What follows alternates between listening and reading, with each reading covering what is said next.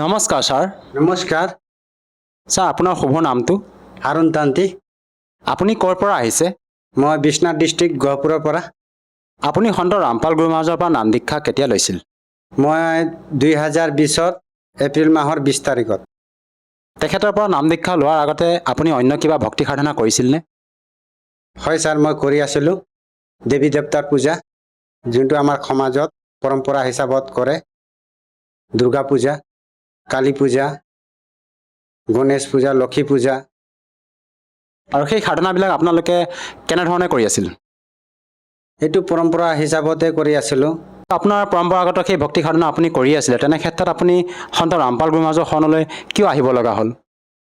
মই সেইটো পৰম্পৰা হিচাপত কৰি বহুত লাভ পোৱা নাছিলোঁ আৰু বহুত দুখিত হৈ আছিলোঁ। কেতিয়াও মোৰ শান্তি নাছিলে। আৰু বৰ্তমান আপুনি সন্ত ৰামপাল গুৰু মহাৰাজৰ পৰা নাম দীক্ষা লোৱাৰ পিছত কেনেধৰণৰ লাভ পাইছে?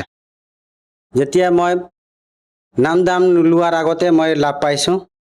জগতগুৰু তত্ত্বদৰ্শী সন্ত ৰামপালজী মহাৰাজত অহাৰ আগতে লাভ পাইছোঁ। আপুনি যিহেতু ক'লে যে আপুনি সন্ত ৰামপাল গুৰু মহাৰাজৰ পৰা নাম দীক্ষা লোৱাৰ আগতেও আপুনি লাভ পাইছে, সেই লাভ আপুনি কেনেধৰণৰ লাভ পাইছে সেই বিষয়ে অলপ বুজাই কওক। হয়, মই লাভ পাইছোঁ। যেতিয়া মোৰ ইলেক্ট্ৰিক বিল আহিছিলে 12,820 টকা, তেতিয়া মোৰ বন্ধু এজনো মোৰ লগত আছিলে আৰু মোৰ তাত পইচা পাতি একেবাৰে নাছিলে। মই বহুত দুখিত ইলেক্ট্ৰিক বিল দিব নপৰাৰ কাৰণে।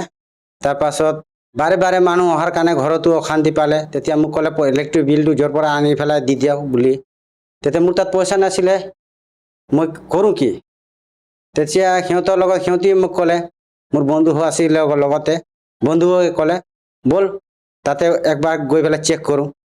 তেতিয়া আমি 12-13 জন আছিলোঁ তেনেকুৱা লাইনমেনকেইটা দায়িত্ব দিছিলে সিহঁতৰ লগত মই গ'লোঁ, চেক কৰিলোঁ।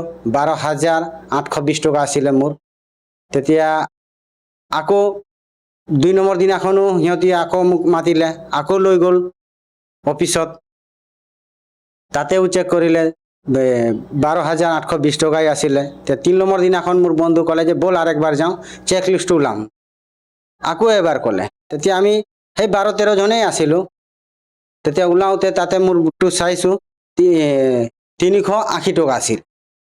তেতিয়া মোৰ বন্ধুৱে মোক ক'লে তোৰতো 12,820 টকা আছিলে, কেনেকুৱাকৈ 380 টকা আছে? তেতিয়া মই কৈছোঁ এইটো পৰমাত্মাই বিলখন ভৰি দিছে বুলি ক'লোঁ। কোন পৰমাত্মাৰ কথা কৈছে আপুনি? মই জগতগুৰু তত্ত্বদৰ্শী সন্ত ৰামপালজী মহাৰাজ, গুৰু ৰূপত স্বয়ং পৰমাত্মাই হয়, মই পৰমাত্মা মানো। আৰু যিহেতু আপুনি তেখেতৰ পৰা নাম দীক্ষা লোৱাই নাছিলে, তেনে ক্ষেত্ৰত আমাৰ টিভি স্ক্ৰীণত যিসকল দৰ্শকে আপোনাক চাই আছে, প্ৰত্যক্ষ কৰি আছে, তেওঁলোকে কেনেকৈ মানি ল'ব এজন সন্তৰ পৰা নাম দীক্ষা নোলোৱাৰ আগতে আপুনি তেখেতৰ পৰা ইমানখিনি লাভ পাইছে? আমাৰ বাগানত এটা ভকত আছিলে, গুৰুদেৱৰ জগতগুৰু তত্ত্বদৰ্শী সন্ত ৰামপালজী মহাৰাজৰ জ্ঞান গংগা পুস্তক দিছিলে। এইটো হ'ল 2014 চনত। যেতিয়া মোক জ্ঞান গংগা পুস্তক দিছে, তেতিয়া মই জ্ঞান গংগাখন পুস্তকখন পঢ়িলোঁ। তেতিয়া সি কৈছে কোন পৰমাত্মা এজনেই। তেতিয়া সি কৈছে, মই কৈছোঁ তাক বিৰোধ কৰিছোঁ মই। যেতিয়া গুৰুদেৱৰ কথাও কৈছে, জগতগুৰু তত্ত্বদৰ্শী সন্ত ৰামপালজী মহাৰাজ শাস্ত্ৰ অনুকূলত ভক্তি দি আছে বুলি কৈছে। আৰু তাৰ শাস্ত্ৰ অনুকূলত ভক্তি কৰিলে কোনো দুখ কষ্ট নহয় বুলি কৈছে। আৰু জনম ডাইৰেক্ট মোক্ষ আছে বুলি কৈ আছে। তেতিয়া মই কৈছোঁ মোক্ষ দিব পাৰিব জানো? হয় পাৰিব বুলি কৈছে। তেতিয়া কৈছে শাস্ত্ৰ অনুকূলতে ভক্তি দি আছে। ভাবিলোঁ যে হয়, চাওঁ কিতাপখন পঢ়ি চাওঁ, পুস্তকখন পঢ়ি চাওঁ, পঢ়ি থকাটো কি আছে। ভাবিলোঁ মই জ্ঞান গংগা পুস্তকখন লৈ ল'লোঁ। তাক ক'লোঁ মূল্যটো কিবা দিব লাগে নেকি? সি কৈছে 20 টকা এটা দিলে হ'ব বুলি কৈছে। তেতিয়া এনে চাইছোঁ এইটোতো 20 টকা, এইটোতো মাৰ্কেটত যেনিবা 120 টকামান ল'ব, পুস্তকখন যে 20 টকা যে দি আছে কেলে? তেতিয়া ভগত আত্মাটো কৈছে যে এইটো আমাৰ সেৱা হয় বুলি কৈছে। পৰমাত্মাৰ জ্ঞানটো আমি প্ৰচাৰ কৰি আছোঁ বুলি ক'লে। ঠিকে আছে, ময়ো পঢ়ি চাওঁ। ময়ো দেৱী দেৱতাৰ পূজা বহুত কৰি আছিলোঁ। দুৰ্গা মাক মই সৰ্বশ্ৰেষ্ঠ বুলি মানি আছিলোঁ, মাতা দুৰ্গাক। তেতিয়া চাওঁ কিবা পঢ়ি চাওঁ বুলি ক'লোঁ। যেতিয়া মই পঢ়িলোঁ, তেতিয়া মোৰ তাত বাইবেলো আছিলে, বাইবেলো মিলালোঁ।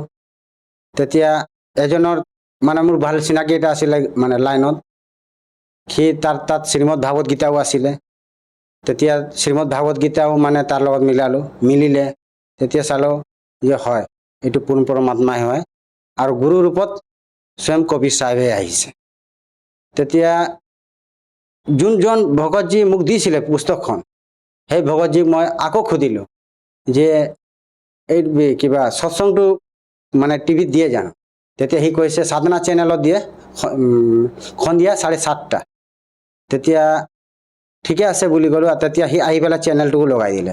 সৎসংটোত যেতিয়া মই চাইছোঁ, একটা শাস্ত্ৰ খুলি পেলাই আঙুলি দেখুৱাই কৈ আছে যে এইটো আপোনালোকৰ কিতাপ হয়, এই দাস পঢ়াই আছে, আপোনালোকে নিজে চাওক।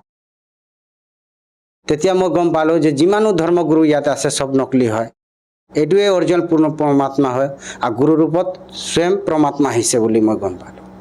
আৰু বৰ্তমান আপুনি তেখেতৰ পৰা নাম দীক্ষা লৈ যি ভক্তি সাধনা কৰি আছে, আৰু অন্য কিবা কি লাভ পাইছে সেই বিষয়ে অলপ জনাওকচোন। বহুত লাভ পাইছোঁ। যেতিয়া মই টমটমত গৈ আছিলোঁ, মই নাম দীক্ষা লৈছিলোঁহে সেইটো সময়ত, মাত্ৰ মোৰ প্ৰথম নাম 2 মাহমান হৈছিলে মোৰ। আৰু মই কিবা গহপুৰ টাউনত গৈ আছিলোঁ, আচানক মানে টমটমটো পাল্টি খাই গ'ল। তাৰপাছত মোৰ তাত ডাঙৰ এক্সিডেণ্ট হৈ গ'ল ভৰি। তেতিয়া সেই কিবা টমটম মানুহজনটো মোক তাৰ পৰা টমটমত উঠালে, মই উঠিব পৰা নাছিলোঁ, সি মোক উঠালে, উঠাৰ পাছত মোক লৈ গ'ল। মই বিশাল মাৰ্কেটে গৈ আছিলোঁ কিবা ছোৱালীৰ কাপোৰ চাপোৰ আনিবলৈ। তেতিয়া মোক লগে লগে চিভিলত লৈ গ'ল। যেতিয়া দেখুৱালে ডক্টৰক, তো ডক্টৰে পটি চটি কৰি পেলাই মোক মানে পঠাই দিলে সৰু মৰু এক্সিডেণ্ট বুলি। তেতিয়া মোক ঘৰত লৈ গ'ল মানুহজনটো। তেতিয়া তাতে মাইকী মানুহটো মোক ক'লে যে নহয়, এইটো এটা সৰু মৰু এক্সিডেণ্ট নহয়, ব্লাডটোতো গৈ আছে। তেতিয়া মোক লগে লগে তাৰ পৰা যোন মানুহজন এক্সিডেণ্ট কৰিছিলে তেখেতক লগে লগে মাতি পেলাই ক'লে যে এইটো সৰু মৰু এক্সিডেণ্ট নহয়, আকৌ মোক চিভিলত লৈ গ'ল তাৰ পৰা। তেতিয়া আমাৰ যোনটো বাগান মেডিকেল আছে তাত মোক একচেপ্ট নকৰিলে। একচেপ্ট নকৰাৰ কাৰণে মোক লগে লগে আৰু চিভিলত লৈ গ'ল। চিভিলত লোৱাৰ ডক্টৰটো বেলেগ আছিলে। ডক্টৰটো চাই পেলাই লগে লগে মোক জেকেট পঠাই দিলে বিশ্বনাথ চাৰিআলি। তাত মই যেনেকুৱা গ'লোঁ বিশ্বনাথ চাৰিআলি, তেতিয়া তাত মোৰ ট্ৰিটমেণ্ট কৰিলে ৰাতি। তেতিয়া লগতে ভগত আত্মাও গৈছিলে। তেতিয়া সিহঁতি ৰাতি গুচি আহিলে, মই তাত থাকি গ'লোঁ। 3 দিনমান তাত হৈ আছিলে মোৰ। তেতিয়া মোক মানে ভৰিটো পূৰা বেণ্ডেজ কৰি দিলে কমপ্লিট ফুলকৈ। তাৰপাছত 3 দিনৰ পাছত খুলিছে মোৰ তাতে। তেতিয়া জেকেট মেডিকেলতে মোৰ ভৰিটো গেলি গৈছিলে। গেলি যোৱা তাত ট্ৰিটমেণ্ট অলপ কৰিলোঁ, তাত ট্ৰিটমেণ্টটো হ'ল। তাৰ পৰা মোক ছুটি দি দিলে। তেতিয়া মই ঘৰত আহিলোঁ। তেতিয়া আকৌ মোক চেকআপত মাতিলে তাতে। 1 সপ্তাহমান তেনেকুৱা দৌৰালে ভৰিটো মোৰ গেলি গ'ল। তেতিয়া বাগান মেডিকেলত ৰাখিলে। যেতিয়া মই বেলেগ ডক্টৰ ধৰিলোঁ, ডক্টৰটো ভৰিটো চাই পেলাই ক'লে যে ভৰিটো গেলি গ'ল, এইটো কাটিব লাগে বুলি ক'লে। তেতিয়া মাইকী মানুহটোক ক'লে, মোক ডাইৰেক্ট কোৱা নাই ডক্টৰে। তেতিয়া মাইকী মানুহটো কান্দিছে পূৰা যে এইটোতো হ'ব নোৱাৰে বুলি কৈছে। তেতিয়া মোক সুধিছে যে ডক্টৰটো এনেকুৱা কৈ আছে। তেতিয়া ক'লোচোন মইতো নাম দীক্ষা লৈছোঁ, আৰু জগতগুৰু তত্ত্বদৰ্শী সন্ত ৰামপালজী মহাৰাজে কৈছে নিজে যে যোনে শাস্ত্ৰ অনুকূলত ভক্তি কৰি আছে, মই কেঞ্চাৰ কি কেঞ্চাৰৰ বাপৰ বাপো ঠিক কৰিম বুলি কৈছে, আৰু এক্সিডেণ্টনো কি বুলি কৈছে। তেতিয়া মই সেইটোৱে মানে মাইকী মানুহক ক'লোঁ, বেটা ভক্তি কৰিব কৈছে। তেতিয়া মই তাত আকৌ আৰু এটা ডক্টৰ তাত ল'লে, তাতে তেনেকুৱা বুলি ক'লে যে ভৰিটো কাটিব লাগে বুলি ক'লে। তেতিয়া যোনটো মই বাগান মেডিকেলত আছিলোঁ, ডক্টৰে যেতিয়া আহিছিলে মোক চাবলৈ, ভৰিখন চালে, তেতিয়া কৈছে যে এইটোতো একচুৱেলি ভৰি কাটিব লাগে, কেঞ্চাৰ হৈ যাব বুলি ক'লে। তেতিয়া তাত মোক কান্দি মই মানে পৰমাত্মাক গুহাৰিলোঁ, মোৰ গুৰুদেৱক মই পৰমাত্মা বুলি ভাবোঁ। যেতিয়া প্ৰাৰ্থনাটা লগা হ'ল, গুৰুদেৱৰ তাৰ পৰা আদেশ আহিছে, বেটা ভক্তি কৰ, একো নহ'ব, মই আছোঁ বুলি ক'লে। তেতিয়া মোৰ ভৰিটো ভাল হৈ গ'ল। এইটো ছাৰ আচৰিত কথা। আপুনি সন্ত ৰামপাল গুৰু মহাৰাজৰ পৰা নাম দীক্ষা লোৱাৰ পিছতে আপোনাৰ যি দুৰ্ঘটনাত ভৰিখন কষ্ট পাইছিলে, ডক্টৰে কৈছিল যে আপোনাৰ ভৰিখন কাটিব লগা হ'ব, আৰু কাটিবৰ কাৰণে নিৰ্দেশ দিছিলে। তেনে ক্ষেত্ৰত এইটো কেনেকৈ সম্ভৱ ছাৰ? কি ভক্তি বিধি দিয়ে সন্ত ৰামপাল গুৰু মহাৰাজে আপোনালোকক, যাৰ দ্বাৰা নেকি আপোনাৰ এই কাটিব লগা ভৰিখন সুস্থ হৈ পৰিল? গুৰুদেৱত যেতিয়া নাম দীক্ষা লৈছোঁ, মই যোনটো নামটো দিছে সেইটো নাম ইমান পাৱাৰফুল নাম, শাস্ত্ৰ অনুকূলত দিছে। আৰু সেইটো নামত যদি সুমৰণ কৰিলে, মই মাত্ৰ 4 মাহ সুমৰণ কৰিছোঁ। জগতগুৰু সন্ত ৰামপালজী মহাৰাজ যোনটো নামটো দিছে সেইটো নামত ইমান শক্তি আছে জপ কৰিলে যিমানো ডাঙৰ বেমাৰ হওক খতম হৈ যাব। আৰু আপুনি সন্ত ৰামপাল গুৰু মহাৰাজৰ পৰা নাম দীক্ষা লোৱাৰ পিছতে বিভিন্ন প্ৰকাৰে লাভ পাইছে। এই ক্ষেত্ৰত ছাৰ আপোনাৰ পৰা আৰু এষাৰ কথা জানিব বিচাৰিম, যিহেতু আমাৰ অসমতো আধ্যাত্মিক শ্ৰদ্ধালু বিভিন্ন গুৰু আছে, সেইসকলৰ যি ভক্তিবিধি আৰু আপোনালোকৰ সন্ত ৰামপাল গুৰু মহাৰাজৰ যি ভক্তিবিধি, ইয়াৰ মাজত পাৰ্থক্য কি ছাৰ? পাৰ্থক্য এইটো আছে, সন্ত ৰামপালজী মহাৰাজ যোনটো ভক্তি কৈ আছে চব শাস্ত্ৰ অনুকূলত, আৰু যিমানো ধৰ্মগুৰু আছে কোনো শাস্ত্ৰত কোনো প্ৰমাণ নাই। ছাৰ, যিহেতু আপুনি সন্ত ৰামপাল গুৰু মহাৰাজৰ পৰা নাম দীক্ষা লোৱাৰ পিছতে বিভিন্ন প্ৰকাৰে লাভ পাইছে, আৰু আপুনি নিজে মত ব্যক্ত কৰিছে যে তেখেতৰ পৰা নাম দীক্ষা নোলোৱাৰ আগতেও আপুনি জ্ঞান গংগা নামৰ পুথি অধ্যয়ন কৰিও নাম দীক্ষা নোলোৱাৰ আগতে উপকৃত হৈছে। এই ক্ষেত্ৰত ছাৰ, আপুনি যিসকল দৰ্শকে আপোনাক আজি টিভি স্ক্ৰীণত প্ৰত্যক্ষ কৰি আছে, তেওঁলোকক কি বাৰ্তা দিব বিচাৰে যাতে তেওঁলোকেও আপোনাৰ দৰে উপকৃত হ'ব পাৰে? একচুৱেলি মই বাৰ্তা দিব নোৱাৰোঁ, মই চিৰিফ হাত জোৰি প্ৰাৰ্থনা কৰিব পাৰিম যাতে মই যেনেকুৱা আগত পৰম্পৰা হিচাপত দুৰ্গা পূজা, কালী পূজা, লক্ষী পূজা, গণেশ পূজা যিমান পূজা আছিলে মই কৰি আছিলোঁ, মই লাভ পোৱা নাছিলোঁ। তেনেকৈ যেতিয়া মই সন্ত ৰামপালজী মহাৰাজৰ ওচৰত আহিলোঁ তেতিয়া মই লাভ পালোঁ।